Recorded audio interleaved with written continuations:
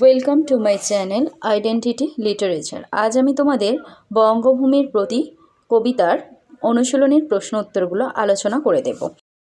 প্রথম প্রশ্ন, বঙ্গভূমির প্রতি কবিতায় যে শীর্ষ উল্লেখটি আছে সেটি কবি বায়রনের রচনা। তার রচিত একটি বিখ্যাত গ্রন্থ হল ডন জুয়ান।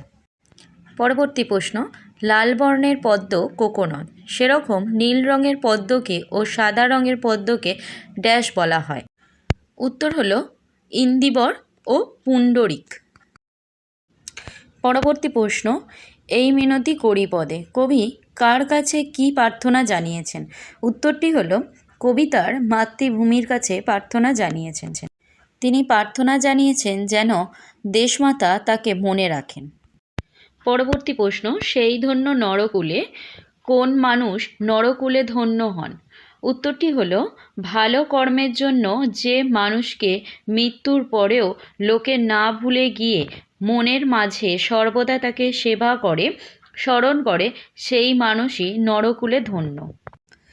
গদ্যরূপ, পরমাদ প্রসাদ, কহ বল, যথা যেমন, জন্মিলে জন্ম হলে, দেহ শরীর, যাচিব যাচনা করিব, হেন এরূপ, সাধিতে সম্পাদন করতে।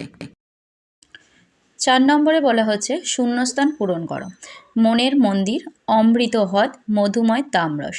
5 নম্বরে বলা হয়েছে কারক বিভক্তি করতে। 1 নম্বর হচ্ছে রেখমা দাসেরে মনে।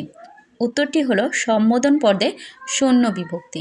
পরবর্তী প্রশ্ন, এ দেহ আকাশ হতে। উত্তরটি হলো অবাদান কারকের শূন্য বিভক্তি। পরবর্তী প্রশ্ন, মধুহীন করোনাক তব মনো কোকোনদে। উত্তরটি হলো কর্মকারকের শূন্য বিভক্তি। পরবর্তী বলা হয়েছে মনের মন্দিরে সদা সেবা সর্বজন। উত্তরটি হলো অধিকরণ কারকের এ বিভক্ত। 6 নম্বরে বলা হয়েছে পদ পরিবর্তন। মধু মধুর, প্রকাশ প্রকাশিত, দেহ দৈহিক, অমর অমরত্ব, দোষ দোষী, বসন্ত বাসন্তী, দৈব দেব। এখানে পদ পরিবর্তন করে বাক্য রচনা করতে বলেছে।